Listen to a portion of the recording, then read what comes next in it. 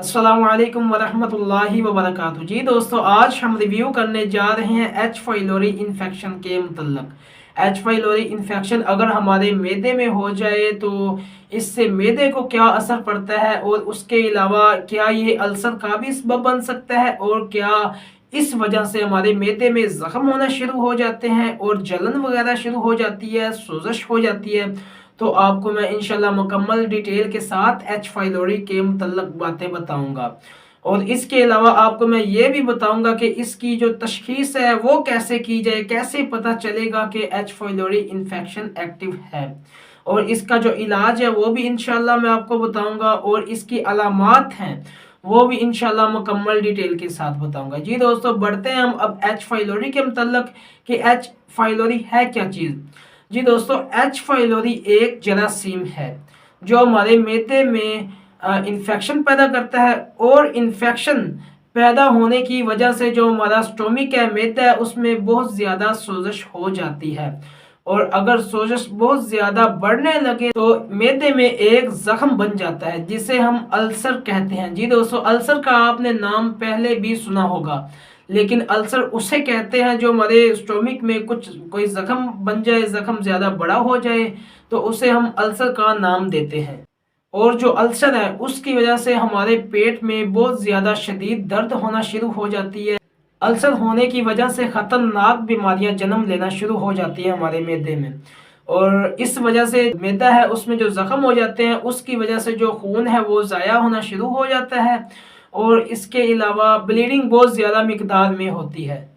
और अगर अल्सर गहरा हो जाए, बहुत ज़्यादा हो जाए, तो इस वजह से परफोरेशन हो सकती है, यानी जो हमारा मैदा है वो एक गुब्बारे की तरह फूल के फट भी सकता है। दोस्तों, एच फाइलोरी एक आम इन्फेक्शन है, और एक रिसर्च के मुताबिक जो तरक्की याफ्ता ममालिक हैं उनके लोगों में कम अज़ कम 40% इन्फेक्शन है ये पाया जाता है। और इसके अलावा जो तरक्की पजीर ममालिक हैं उनके लोगों के अंदर 90% इन्फेक्शन फैला हुआ है। उन लोगों को 90% से ज़्यादा इन्फेक्शन है एच फाइलोरी का।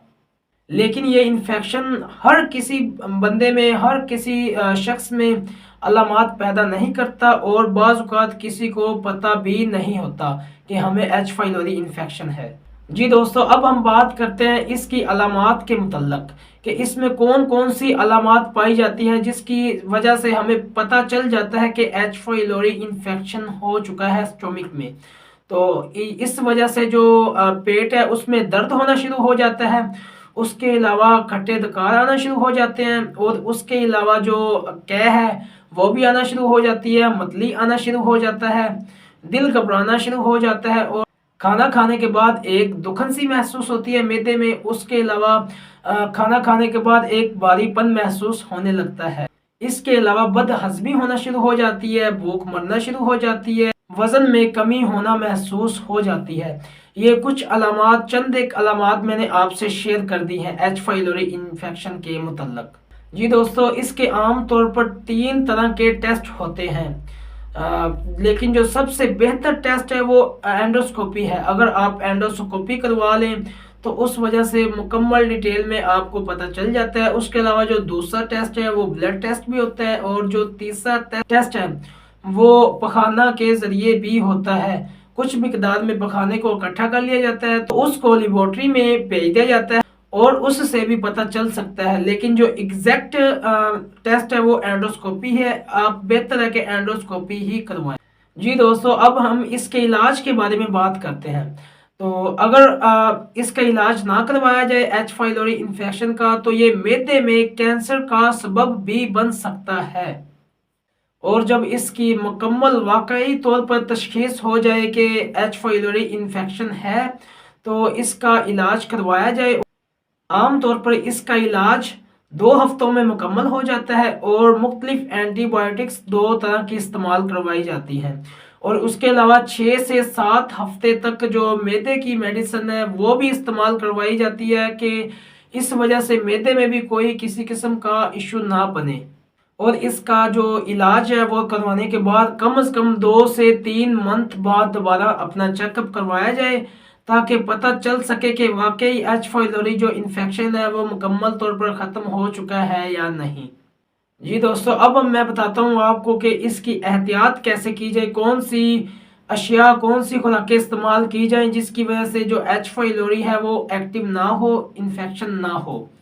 तो सबसे पहले तो बात बुनियादी तौर पर यह है कि जो हमारे हाथ हैं उनको अच्छे तरह साफ करना चाहिए, धोना चाहिए, और उसके अलावा जो हम खुराक इस्तेमाल करते हैं उसको भी अच्छे तरह साफ करके खाना चाहिए। जो नमक की मिकदार है उसे आप कम कर सकते हैं, उसे कम कर दें, ठीक हो गया। और उसके अलावा आप फाइबर्स वाली अशिया ज़्यादा इस्तेमाल करें, और एक मामूल के मुताबिक आप वर्जिश करना शुरू कर दें, जैसे कि चलना, दौड़ना, स्विमिंग करना या जॉगिंग करना। ये आपके एच फाइलोरी इन्फेक्शन के मुतल्लक मुफीद साबित हो सकती है, इससे भी इन्फेक्शन कम हो सकता है। और लास्ट में जो आपका वज़न है आप उसको एक हद में रखें, ठीक हो गया। आप उसको ना बढ़ने दें ना कम होने दें, इस वजह से भी एच फाइलोरी इन्फेक्शन में कमी महसूस हो सकती है।